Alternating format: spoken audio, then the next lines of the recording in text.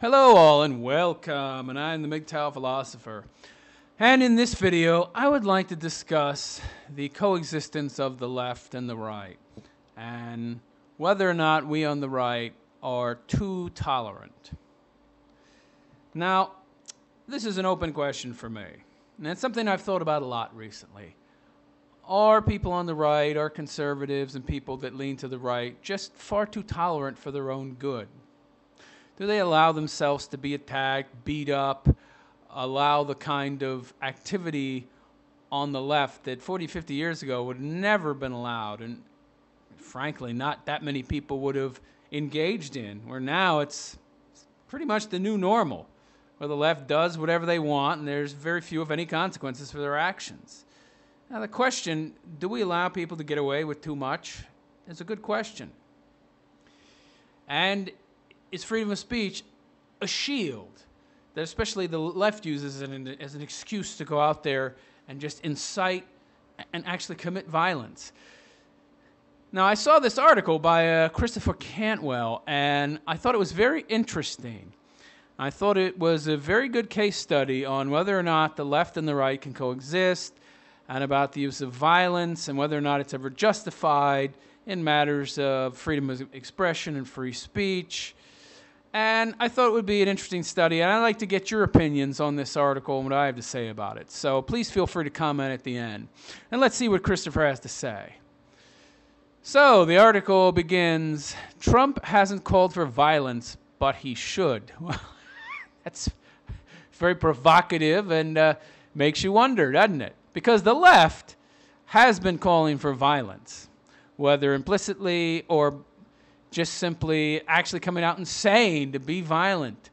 We've got all these horrible things being done by leftists to righties, you know, congressmen being shot at baseball games, people trying to assassinate the president, trying to grab guns from police officers and getting arrested. I mean, to assassinate him. There's a lot of crazy shit going on, and I think in large part these people are fueled by the propaganda, by the encouragement of the left, who just doesn't seem to think about the consequences of their actions. They're getting more and more out of control and making it less and less possible for us to live together. And he talks about this in this article. So let's begin.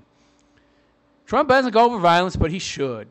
Watching the coverage of the violence in Chicago. And this is March 12, 2016. This is a year old, but it's very, very relevant for today. Absolutely. It's very relevant, more so than ever, in fact.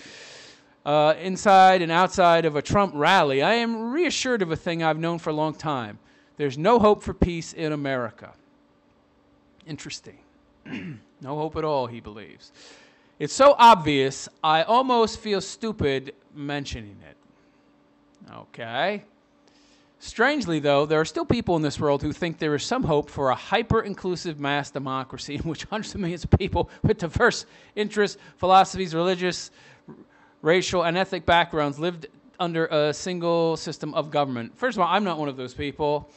Back in 1964, we had a country that was 90% white, only 10% non-white.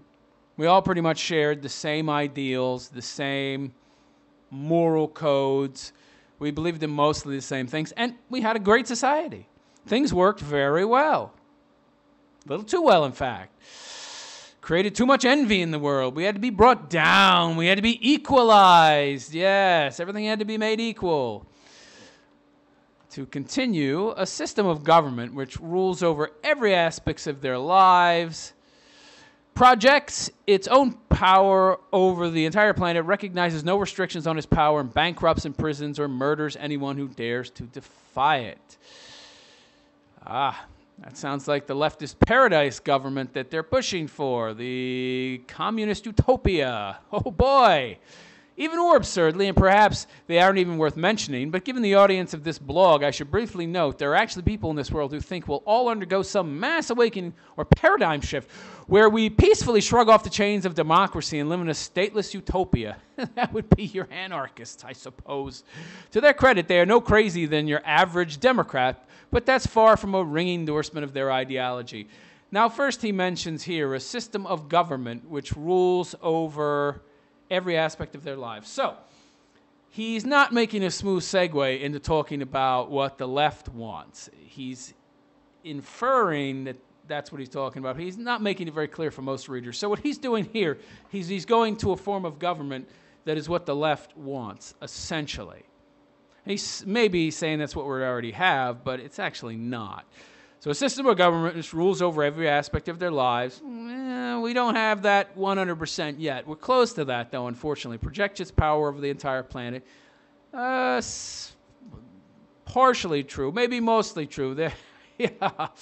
Not entirely true, though. Not over China. Recognizes no restrictions on its power. Now, that's not true. And bankrupts, imprisons, or murders anyone who dares to defy it. That's not true either. So it sounds more like he's talking about a pure socialist government like used to exist in the USSR. Now, here is the simple reality we are met with, and it's perhaps the one and only thing left and right should be able to agree on. We cannot peacefully coexist under the same system of government. Probably, mostly true, maybe 100% true. You have to think about that, though. This is a very radical view, but it might be right because of how different, fundamentally different our views are. Let's continue reading here. There may be some legitimate debate about whether any people can live together in peace under any system of government, but there's no room for debate about the American left and the American right living together in peace any longer. We have worldviews that are violently at odds with each other. True. And for one to compel the other to live under their rule is so inhumane, we can expect nothing other than violence as a result. He's probably right. I mean, look at what's been happening. The left has just been attacking, and we've just taken the high ground and done very little to fight back, saying we won't stoop to their level. Meanwhile, they kill us. We won't stoop to their level. For the right, the implication is even more startling. We can surely live without the left. Precisely, yes. But the left surely cannot live without us. See, that's the thing. The left are socialists, they're parasites, so they need us. Reality detached, welfare dependent, criminal apologists cannot form a functioning society. Right. So basically, they are disenfranchised, angry children who are pissed off that they, for some reason, don't have the worldview or the skills to make the money to produce, to get the resources needed to be successful in society. So they're angry about that, and they feel that they should be, essentially what they believe is that the right are just stealing everything from the left. The right are a bunch of thieves, and they're stealing from everyone, and that's why they don't have anything, or that's why they have less than they should. Oh, no, it's not because you're just not very talented. No, or you're lazy. Oh, no, you're being robbed. That's it. It's a piece of pie. There's just one piece of pie, and they're taking too much pie, and they're leaving too little for you. It's not everybody creates their own pie. Oh, it can't be that well. It can't be that. That can't be the case. Resources can't be unlimited. No. People don't create their own wealth. They take it from each other. Yeah, okay. Really? Well, wouldn't that mean that if you're one of the oppressed and you're taking wealth, that you're stealing from somebody else too? Huh. Well, in the case of the left, that's actually true. The only people that actually do steal are the left. They need a productive host for their parasitism, and to deny them that host is the equivalent of denying them oxygen. Right. So the left are very dishonest with themselves. They're not honest with themselves. They want to believe that they don't need the right, that the right is somehow evil, but they exist off of them. They exist off of them. And they justify it by saying, well, what the right has, they stole from us. They stole from everybody else. Or they got because of us in some direct or indirect way. But we're somehow responsible. Like, oh, I helped build that road he drives to work on. So, he should give me some money because I made it possible for him to get to work. The paycheck you got for doing the job wasn't enough, was it? So that's the excuse they use. And it's some kind of social money. Yeah, he's productive, he's successful because essentially all of us help make him that way. So everybody should be sharing his success. And it's because he's greedy and he's not sharing and fulfilling his part of the social contract that society as a whole is suffering. I mean, that's the mental gymnastics they use to justify stealing the productive guy's money and resources. When in truth, they're just not productive. They're not as productive as him, and that's why. That's the problem. And then they start getting angry and bitter, and then they become even less productive, and then they just continue to blame it more on somebody else when it's really their own fault. To continue, they will do as they've always done, resort to violence for their very survival, and you frankly have to be an idiot to believe anything else. Oh, no, I believe that entirely. I haven't seen one instance where the left hasn't shown up for a major conservative event, or even minor ones, and I haven't seen one instance where they haven't resorted to violence. And of course, the left-wing media presents it as both sides being equally violent, when it's not the case. The left always starts it, and they usually finish it too, because the right, they just don't want to fight back because they don't want to look like the bad guys, but they're already being portrayed as the bad guys anyway. They will never let us separate from them peacefully because they would all die in our absence. Precisely. 100% true. This is why you see the violent reaction to Donald Trump. Yes. When one looks at the overall picture, he's not even all that extreme on the issues. No, he's really not that extreme. He's just talking about enforcing actual laws that are already on the books and not using some prosecutorial discretion nonsense to say that he doesn't have to enforce the laws. Now, that's pretty radical. He is a moderate in all but his tone. But that tone is stirring the growing realization on the right that we are being weakened by an increasing number of parasitic elements in our society, and that those elements need to be stopped by force if we're to survive. Absolutely. They need to be stopped, and you're going to have to use force. They use force. We're going to have to fight back with force. Words are not enough because they don't understand words. If you're trying to argue with an enemy and he doesn't recognize any of your arguments, and then he beats you up, and then every time you try to argue logic and reason with him, he beats you up. What are you going to do? Just continue to argue with him? Yeah, no. You have to use violence against him because that's the only argument he's going to recognize. And by the way, he's the one inciting it, and he's the one that is making all other avenues of possible resolution impossible. He's only leaving you the one avenue, violence. You're either going to have the courage to take that avenue or do nothing because there's nothing you can do, because every other avenue has been closed. That realization is a threat to the survival of the left. And it is the height of folly to expect anything other than violence from them in response. Absolutely. And it is the height of folly of us on the right. We're not recognizing this, and we're not doing anything. Now, granted, some people are starting to fight back. Some of the protests at Berkeley, right-leaning individuals and conservatives fought back and won some of those engagements, but that's, you know, that's like a handful of, less than a handful of occurrences in 50 years. I mean, we've been caving to these people continuously for the past 50 years, and we wonder how they've gained so much power and why the only resort we have left is violence to stop them. To continue, while not inaccurate to say that Donald Trump has hinted toward violence, he hasn't actually called for it. I'd like to punch him in the face, or in the good old days, is not an instruction or order to attack. Right, it's a very vague reference to a bygone era when things would have been different. It is simply pointing out the fact that, yes, people used to use violence to stop communists from destroying their civilizations. Correct. Communists have infiltrated our society, and we're not doing anything to stop them. I don't consider words to be doing anything, because the only people you're talking about to are other people who already agree with you. The point is to defeat the people that don't agree with you, but they don't hear your arguments. They don't listen, okay? It's like essentially if you are the Allies in World War II and you're America and you don't join the war to fight physically, you just sit in America and you talk.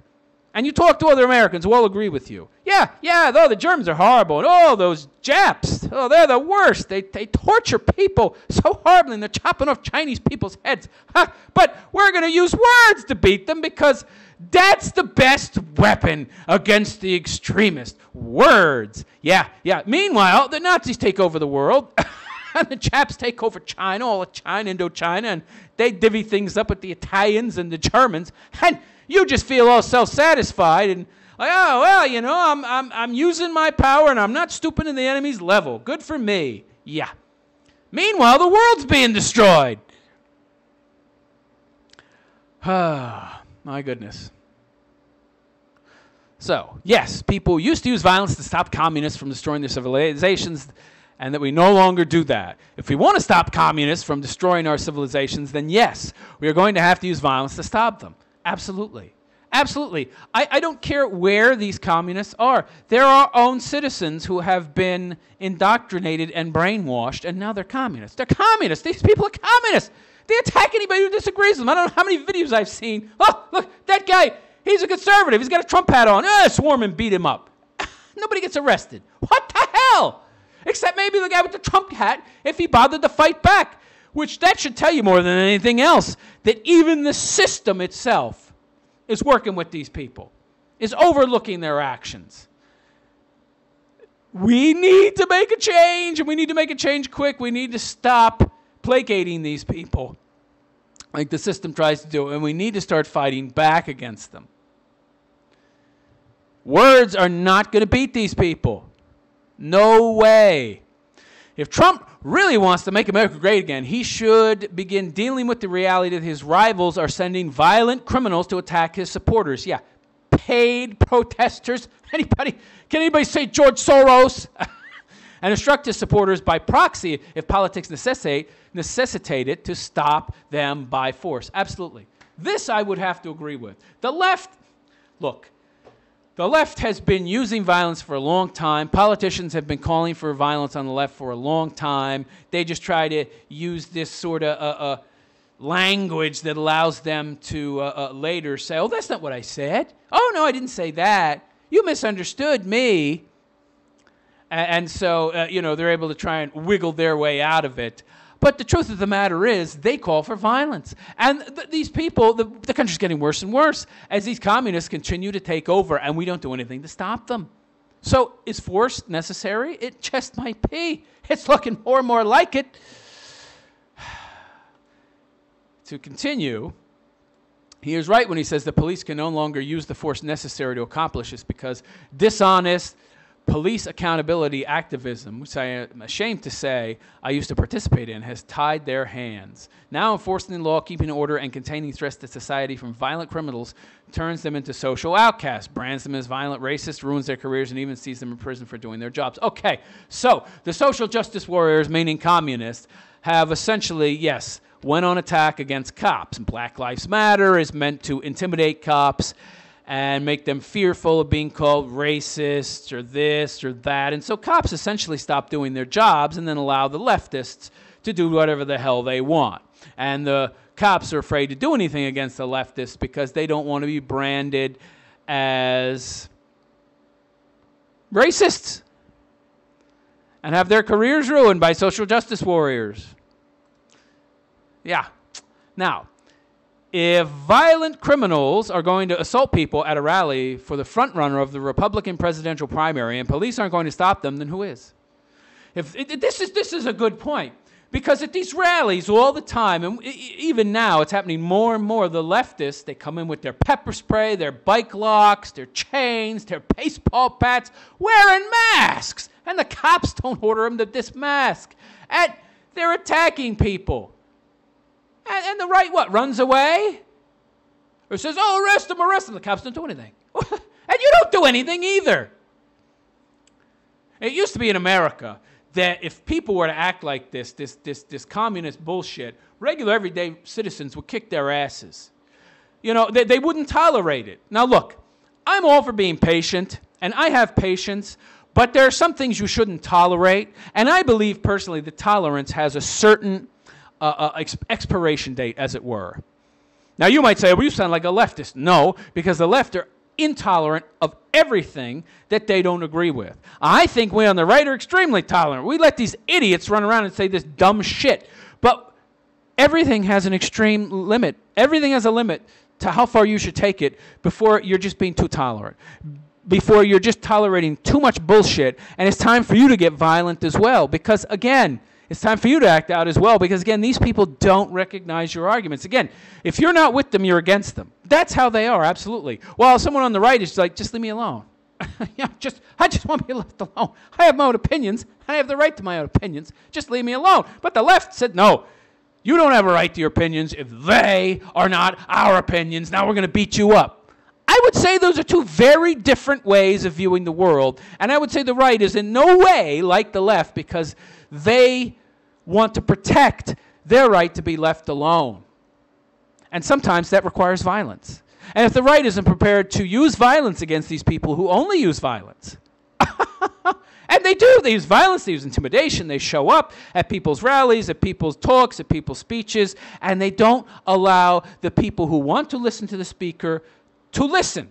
So they stop the fair and equal exchange of communication, which is in and of itself interfering with freedom of speech. It is not encouraging it, and they're using the heckler's code is not freedom of speech. Going somewhere and stopping two people from being able to talk is not you exercising your freedom of speech. It is you violently interfering because you are physically intimidating people and creating an atmosphere where they cannot physically communicate. You are using physical force of a certain means to stop those people from being able to communicate. And that is violence. And you have to be willing to fight back against that. And if you're not, you probably shouldn't be living in America. Probably go form your own fucking country of pacifists, okay? I mean, really. Now, there are only two possible answers. We have no recourse. We are to suffer an eternity with no political voice whatsoever, while bums and criminals force us to labor for their sustenance. Right. So essentially, the Marxian paradise, where half the population slaves away, being twice as productive, because they have to be, to provide for the other half of the population of special artist people who don't want to work because they're the best people in society, and they're all the artists and creative people, and they shouldn't have to work. They should be left to their own devices to be creative. Yeah, okay. We are to accept an ever-increasing burden on our labor as foreigners are invited in to join in the bounty of our efforts. We are to reduce our own breeding while we subsidize the breeding of our parasites, illegal aliens. We are to endure this silently or suffer assault, imprisonment, and death for the heinous crime of supporting a political candidate who would stop it. Right. So we are assaulted constantly for our political beliefs. We could lose our jobs. The social justice warriors, who are social injustice warriors, if they find out what our beliefs are, will use any and every weapon to attack us, including our livelihoods and our physical well-being, just to destroy us because we believe something different. And you think you can coexist with that? It hasn't been working so well. Number two, we stop them by force. Please, I beg of you, tell me a third scenario. I submit to you that one does not exist, but I genuinely hope to be proven wrong. Now, he raises some very good points here. And I think there are some points that are open to debate, and I would like to hear what all of you have to say about what he has to say. Are there any other options other than force or living with this bullshit, continuing to live with it? Because right now, we are living option number one. We have no recourse. We're suffering with these parasites, these bums, who are taking over our country, who are breeding us out of existence, who are living off our sweat and blood. And that's essentially what we're living right now. And it's continuing to get worse and worse. And eventually it will reach a point where the entire country is half the people work to support the other half who don't. And we're already bankrupt. We're already broke. Do you think it's going to get better? Look at how bad it is now, and then imagine it twice as bad, 10 times as bad. And it's going to get worse than that before it's over with if we continue down this course, or we stop them by force. Is there a third option? I'd like to hear your views on this article and our options in regards to the left and the right living together. Can they? It doesn't seem like it. I am the Mental Philosopher, and I wish you a good day. Take care.